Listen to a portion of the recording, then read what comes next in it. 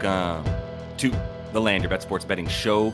Big slate in the NBA here on Wednesday. Got 10 games to run through with you guys. I'm taking a look at the matchup data and the insights that you need to get your bets down here on Wednesday. Going to be going through the Swishland model projections as well that are up on landyourbets.com. The site is live for those of y'all that want to check it out. And just want to take a quick sec to say thanks to everybody, man. We're at 25,000 followers on YouTube, working hard, and I see y'all in the comments showing love. Much appreciation for what we're doing here with you guys. So it's all love for sure. But if that all sounds good, give this video a like. Let's get right into it.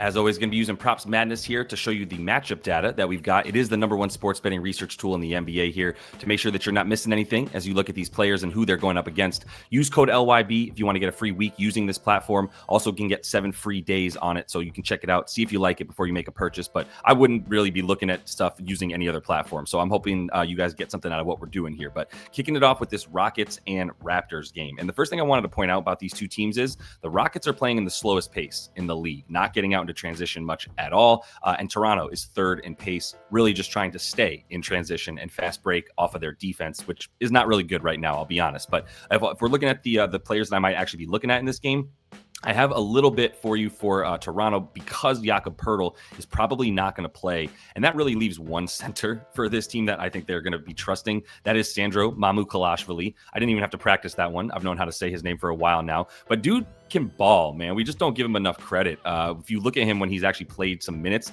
like last season, for instance, if we just put him, he maxed out at 25 minutes when he was playing with the Spurs. But if you put him at 20, right? And we don't even have to assume he's starting. Maybe they start small. Maybe he comes in and plays 20 minutes. I think 20 should be his floor, essentially, if Poeltl doesn't go, and Poeltl is doubtful, right? Look at these numbers when he played at least 20 minutes, averaging in this situation 23. And I think 23 is a very reasonable projection for his minutes as well. You're not going to find much if you go to the projections and look up Sandro here, mostly because it doesn't have Poeltl as officially out yet. But even in 18 and a half minutes, as Poeltl's backup, right? We've got him at 8 points and 3 boards. I think you put that up at, like I said, 23, 24 minutes, and that should be really like a solid, like a really conservative average for his minutes when you consider that they don't really have much else in the way of bigs. They just have a whole bunch of other players that do kind of the same thing. So I think Sandro's the guy that I'm going to target. I'm down to get a bet on him before we get the Poeltl news because I think that'll only raise his lines up. And if once we get to like 11 and a half points, you lose me. Once you get to about, and the boards are reasonable still,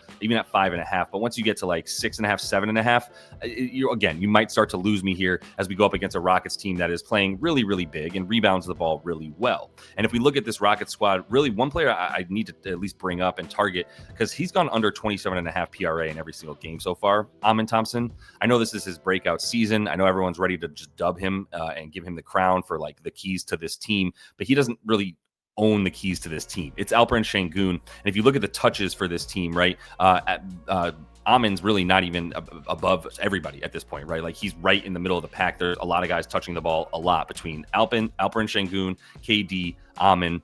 And really, that's kind of it as far as the guys who are like controlling the offense here for Houston.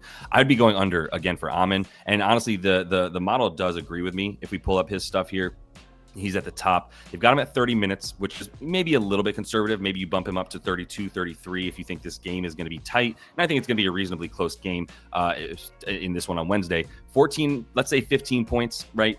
Let's say 6 assists. That's 21, 26 with the rebounds. 26.5 PRA is his projection. And that's pretty generous, I would say. Even if you give him a few more minutes, I don't think he's getting to the 28 in this one where Toronto, they're playing. They've got the guys to go up against him, as we know, the long wings and the like. So the guy that does seem to be playing above his pay grade right now, at least after one game, is Tari Eason. But the minutes are kind of what you're tracking here with him.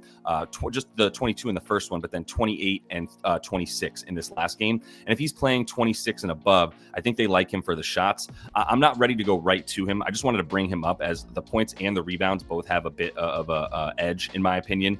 And the projections for Tari, I actually don't even think I looked at those yet because I just kind of know what I think about him. But 25 minutes, that's about where he's at. They have him at 9 points, 4.5 boards. And so the model doesn't necessarily think we have an edge on Tari Eason. You'd really have to be playing like sort of this momentum for him that he's coming off such a big game and they want to continue to feed him. But we'll continue to monitor him because Reed Shepherd's not the first guy off the bench, right? It's Tari Eason, and he's the one coming in, doing work, taking Steven Adams out, and then playing versatilely for them for sure. So right now, I like the rebounds more than anything. But let's see what happens tomorrow if this market moves Tari Eason's lines at all. don't look that good in Orlando right now as we look at the Magic and the Pistons in Detroit. Honestly, things don't look that good in Detroit either, even though they did beat the Rockets.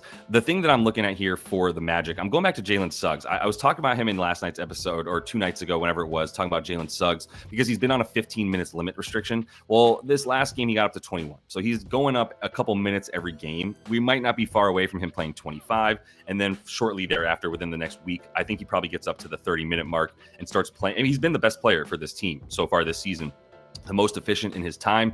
He shot 57% last game. He's been shooting 90% essentially from the field. So you don't expect that to continue. But he knows that he's not playing full minutes. So he's going absolutely to the wall when he's out there. And I think there's something to that, right? His touches stay high for someone not out there very long. He's just flying around doing Jalen Suggs things that actually get him injured a lot. But I think we're getting close to being able to go over on the PRA. I told you guys last game, 15.5 PRA. I wasn't willing to go under, but I wanted to explain why his stuff was so low and said I would stay away from it. And I was wrong. So if you hit it, you got the 24 and you like it. But I do think that that's going to continue. If you give him another couple minutes, 17.5 is still a very beatable number for a guy that they're relying on a ton for offense because they're not good on offense right now. In fact, they're one of the bottom 5 teams in offense in the league, which is something they were hoping to avoid. But this is the guy who is coming in as a 6th man. This was a conversation for Orlando coming into the season. Who's coming off the bench to get the bulk of the minutes and get the bulk of the playing time? Anthony Black, I think he started a game or two, but he's when we were missing a guy like the Suggs game that he was out, might have started. But the point is he's playing 30, right? 30 minutes in the last 2 games, 21 and 23 in the first 2. But this leap here, especially in this last game against Philly, where they really relied on him, he shot well. He's rebounding the ball well. Both of those things I think are going to give us a bit of an edge. But the PRA, once we get that number for him, I think it's going to be beatable. And it's been around like 14, 15 and a half for the PRA for Anthony Black. I still think that's going to be a good number for him. We need to monitor his minutes still moving forward. But I think even at 25, 26 minutes, that's a pretty good look for him. Let's pull up his numbers on the model here and see what it thinks about Anthony Black. So it has him at 24 minutes, which I still think is a good floor for him. I think he could play more. And then he's at 10, 14, about 15 PRA, which again is what he's been at. But if we can look at this situation for him and go, I think we can get him up to like the high 20s into 30 minutes once again, then I think the PRA should be, the projection for him should be closer to like 17, 18 PRA where he's at on the season. And that's what we should be expecting in this game against Detroit. I was really ready to come in here and bet on Ausar Thompson with you guys. He is questionable. He came out of that last game against the Cavs with that injury and only played 15 minutes. So I don't know if he's going to be in this one. Seems like he's kind of more doubtful than he is questionable. And there's questions whether or not he'd play full minutes if he does go. But I love what we're seeing from Ausar right now. We're seeing a ton of touches from him and we're seeing him highly involved, and the minutes are up at 30 at least, right? We've got him at a 36-minute projection here in this game. 18 points, almost 4 assists, almost 7 boards, like a pretty high PRA number that I know we would be able to go over and we'd probably get value on if we knew he was playing. We just don't, right? And like I said, the 36 minutes in the game against the Celtics, 24 against Houston, I believe he's in a little bit of foul trouble early, and then 33 against Chicago. Like we should be projecting him for low to mid 30s for sure. And in that situation, I'm going to like him to get into the mid 20s again, 25, 26 PRA. That's going to be a good look for Ausar in this game if he plays. And if he doesn't play, at least I'm pointing this out to you guys moving forward so that you can be prepared to look for his props as we go into the season. But let's get to this Cavs and Celtics game, C's and C's. And as we start with Boston, let's just go to Pusha for a minute. I know we've talked about him on the live and we were like, man, we got to, right now he's not looking as good. He's playing against starters, not playing against the backups that he looked so awesome against last season. But I still think this is a bottomed out price, right? 15.5. Obviously, we know these props are not the same line every game. And this dude was like 17.5 against the Pellies, 18.5 against the Pistons for his points. The assists have been about 4.5, even reached as high as 5.5. And the boards are still at 4.5, which I like a lot. So I still like PRA. I like points at 15.5. That's a bottom price, right? 15.5 is as low as it's been for him this season. And I don't care about the Cavs defense at all. I'm not scared of it in the slightest. And the players that are going to be out for the Cavs in this one, we should mention, we are going to be missing a few players. I know Strus is out, and then Sam Merrill is looking like he's out. Yeah, so Merrill and Strus, they're both out. 2 guys that play the right way. They're not going to be playing in this one. I do think that there's going to be some DeAndre Hunter love in this one as well. So I'll get to the Cavs here in a sec. But just to make the point, Peyton Pritchard, not scared of this defense. 15.5 is too low for the points, and the boards are the second favorite bet that I have for him. But because of the usage and the high minutes that we know he's going to play, I'm good with PRA for him as well. And sorry, before I do move to the Cavs, let me be clear. I also think Anthony Simons is starting to turn into sort of a sharp play here. We're at 14.5. Again, using the phrase bottomed out price. This has been what it is for him, 14.5, 13.5 points. The market has sort of been weary of betting on Anthony Simons, not knowing coming off the bench, what's he going to do? Played 32 in the last one. They weren't missing anybody of significance, and I think that's what we're going to see here. Like, yes, it was a blowout, but he shot 9 of 17, and 17 shots is good enough for me to go 15 points, right? Now, even if he takes 13, 14 shots in that range, which I think he will, as he continues to get more comfortable in this offense, and they realize Sam Hauser ain't it. So that's been a big reason why Anthony Simons is needing to start to up his minutes, because Sam Hauser is shooting 3 for 10 from the field, things like that. Has had one good shooting game and 3 poor shooting games. Doesn't seem like he should be starting. Seems like he should be coming off the bench as well. So I do think that's going to give Anthony Simons some more minutes, some more touches, some more shots. Moving to the Cavs, like I was saying, I do like DeAndre Hunter once again. I loved what I saw from him in the last game with 6 assists on 9 potentials in just 24 minutes as they blew out Detroit. Also loved that he got 5 boards on 8 chances in 24 minutes. And the points were there. He was at 13 in a low amount of time on the floor. Shot poorly, but like if he plays the requisite like 30, 32 minutes that you expect him to play in a non-blowout game, then all that stuff keeps going up, right? And the PRA is going to be a good look for me for him. If we look at how the model is looking at DeAndre Hunter as well, pulling him up 32 minutes, that seems reasonable, right? If this is not a blowout, 17 points is beautiful. I think this is probably going to open at like 15, 16 and a half for him. And then the assists and the rebounds are where I think we're going to get a bit of value. If we get this, like, you know, something around the lines of like 8.5, 7.5, that's the RA that's added to the points there, then I like the PRA for him as well. But yeah, let's keep it rolling with a couple other Cavs, because I do like Lonzo as well here on the dimes. What did this number open? Yeah, 4.5 is still beatable to me. He's been playing 23, 24, 25 minutes. I don't know that you can bank on him playing 30 at this point yet, right? He's still just coming off from injuries from last season and the season before in his whole career. They are playing him, working him into things slowly and bringing him off the bench when they can. But Sam Merrill and Max Strus and Darius Garland are all out in this game. So I like the assists in this matchup too against Boston's defense. This is not the Boston defense of last season where you expect them to limit assists and things of that nature. And like Donnie's trying to score, man. Donnie's always going to be at 5, 4.5, 5.5 assists. He's never going to be a 7 assist guy. He's a scorer. He's a 2. He just has the ball in his hands all the time. So this team needs other guys to be diming up. We'd probably be looking at Ty Jerome, but instead we got Lonzo Ball, and we've got him at a nice low assist prop line for what he should be at. So I'm looking to go over for him on the dimes in this one. Like I said, also like Hunter on the PRA. And honestly, we should at least bring up what's the assist prop for Evan Mobley. So it's juiced to the gills here at minus 162. But for him to get 4 dimes, I mean, he's at 8 potentials, 12 potentials, 10, and 6. And he's got the most touches on the team. He's at like 88 touches a game, which is more than Donovan Mitchell, more than anybody. DeAndre Hunter, Sam Merrill, like nobody else is touching the ball as much as Evan Mobley because he's out there for so many minutes. And so a part of the offense once you get into the front court. So I still think the ball is going to be in his hands so much that the assists are a pretty good look against the Celtics squad. And if you wanted to add the points because you're scared of just going for assists for a guy like Evan Mobley, I still think 18.5 is pretty beatable too. Like 20 and 4 of a little parlay for him with the assists at 4 and the points at 20.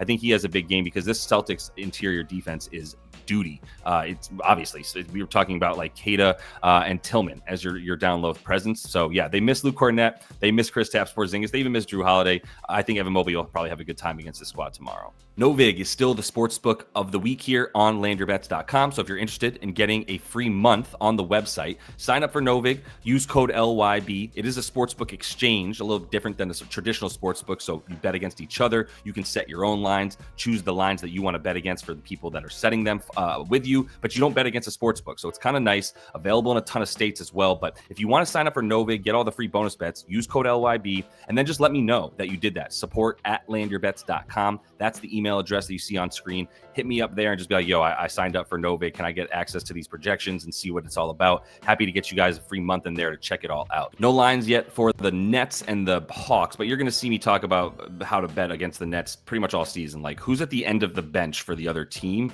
That's probably who I'm going to bet on.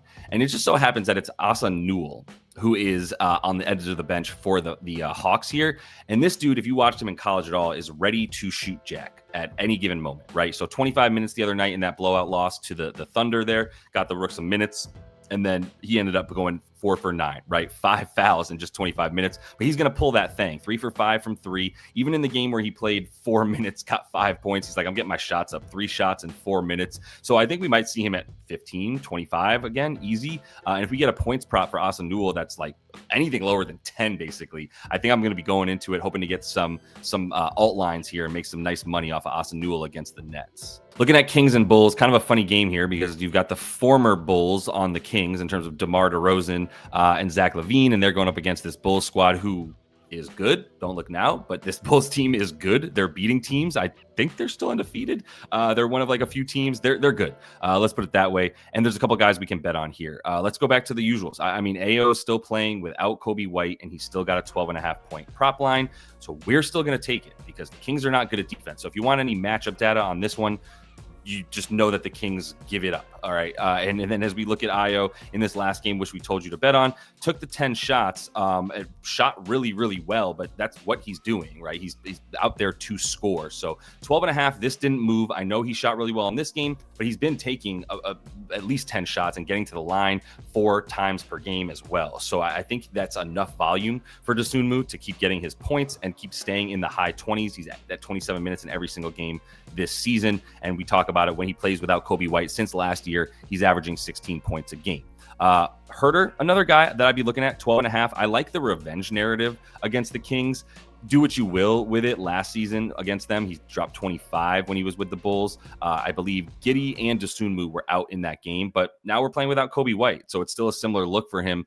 Without Kobe last year, I believe he was also really good. Oh, well, let's see. This is too much with the Kings. Yeah, because he ended up on the Bulls as part of that move there that got LaVine over there. But when he came back and played them, he was awesome. So either way, yeah, when he plays against this Kings team, I'm ready to bet on Kevin Herter. Trey Jones still with the assist. What are we at? We're at 6.5. And I mean, this is about as high as I'd play it. But if you look at him this season in the 3 games, 17 potentials, 11 potentials, 14 potentials, like he's at averaging 14 potentials per game. And that at 50% of those turning into assists is very reasonable. And this Bulls team is going to keep playing with pace, right? They're going to keep playing in transition, and he's going to keep being the point guard. Giddey is the 2 guard. He's off ball. His shot got a lot better, and he's driving to the lane and still dishing, but his potential assists a little bit down because Trey Jones is doing so much work, right? 15, but then 8 and 12. Trey Jones, a few more than that per game. Also high minutes for him. So I like both those guys. I want to bring up Chicago for a minute and just look at those guys real quick and see how the model is looking at them. I think I got Hunter in here still. So I'm filtering it just so I see Chicago. I want the minutes in order of most to fewest. So let's go Vooch at 32. Giddey for the Dimes, we've got him at 6.6. And then Trey Jones, we've got him at about 6.1. So we have them both at 6. And then Io at about 12.5 right here, which is what I was just talking about as well. That's 12.5 points. But I think we give him a few more minutes, a few more shots, and we get this awful Kings defense. There's going to be points for the Bulls. So do like an over for Io points, like an over for Trey Jones assists, also like the over for Herter points. The story in this Pacers and Mavs game is who's not playing, because obviously AD is probable, so that's good, but we're not going to be seeing Lively most likely. We're not going to be seeing Daniel Gafford either. He's doubtful to play. So we're going to be pretty different looking in Dallas, especially with those guys out. I think we look at some PJ stuff, but I also wanted to point out for the Pacers, Benedict Mathurin out. Sad was on a tear. Nembhard out as well in this one. So, and then Obi, is also out.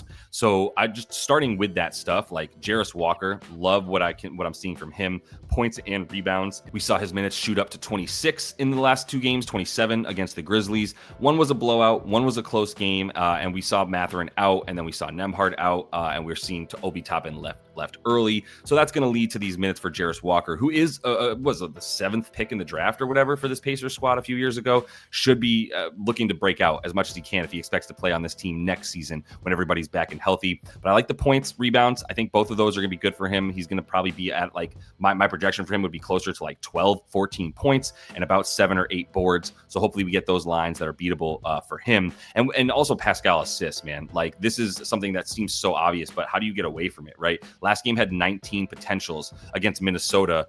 No Nembhard, nobody handling the ball that you trust. And Pascal had the most touches on the team, made the most passes on the team. TJ McConnell, didn't even mention him, still not available as well, right? I believe he's going to miss this one again. So we're talking about a team that doesn't have anybody to pass the ball very much.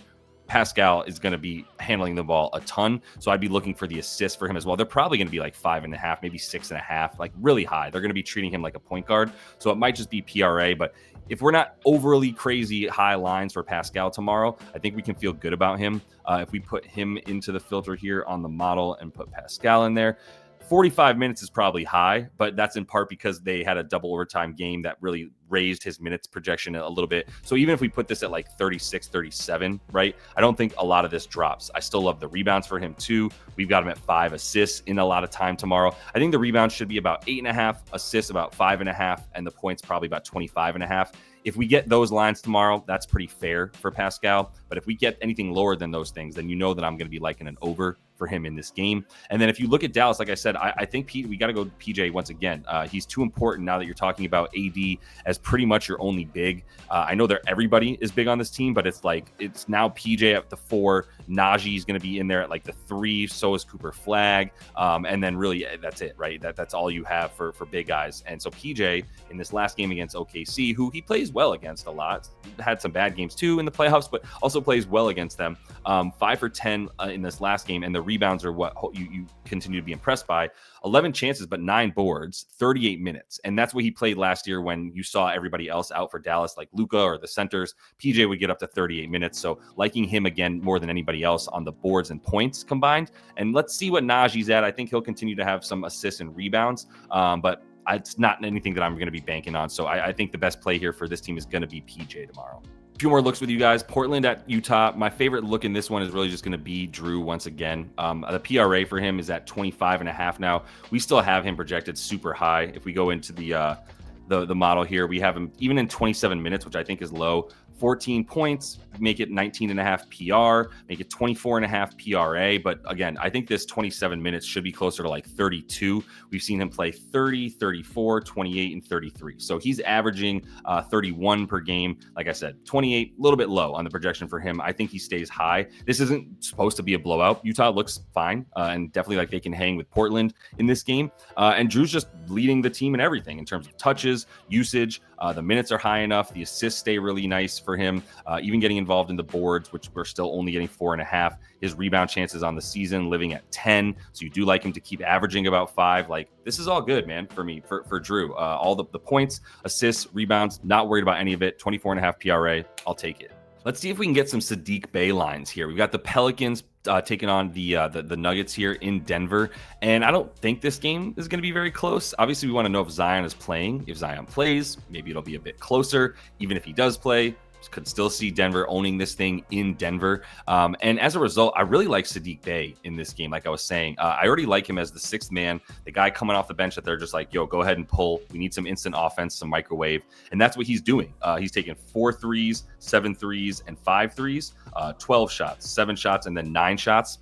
This game, the 32-point blowout to Boston, didn't really put him out there much in that blowout. But like in this one, if Zion is there and they get blown out, then he is the bench. You see what I'm saying? Like there's a lot of outs and ways that Saddiq Bey continues to get 25 plus minutes. And in these situations, if we get a 10-point prop or something to that effect, 11.5-point prop right now is what it's like projecting for. But we don't have a line yet. If we get this at 10, 11.5, I still think this is going to be a good situation to go over for a good shooter against a Denver team that gives up a ton to the spot up, and you can see really bad above the break threes where he's shooting most of his shots. Look at the Lakers and the Wolves rolling along. Julius Randle is who I'm looking at. We know Ant is out once again. I do think like guys like Terrence Shannon and Bones Highland are going to come in and also pick up some of the slack for Ant in the scoring department from the perimeter especially.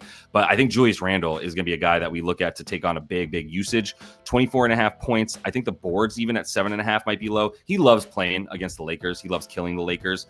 I'm leaning just towards points more than anything for him, going like 25 plus, maybe hit 30 plus as well. He already hit 26 playing with Ant earlier in the year. Lost by 18, right, in that second game of the season for them, and played 30 minutes in that one. What a weird game for them. But either way, I think at this point, without Ant, the usage is going to stay super high. Last season was at about 27 points per 36 minutes without Ant, and then at about 6 or 7 assists as well per 36 minutes. So if the assists are here at 5.5, it's juiced. So they're expecting, it seems like the market's baking that in as well. I might be just sticking with the points for him in this one, which is, I believe, what the model is telling us too. If I pull up Julius here, 32 minutes, 20 points. So this is, I think Ant is actually, the model actually doesn't really like him. It only likes him at 32 minutes. But I think this is the key, is that the minutes are pulled down too far by the fact that he's played a couple games with lower minutes this season. But if we think that this is going to be a close competitive game and that he is going to be responsible for the offense, like I know he is, then this should probably be about 36, 37. And then you can bank on his per 36 numbers being reasonable, which, like I said, should be at about 26 points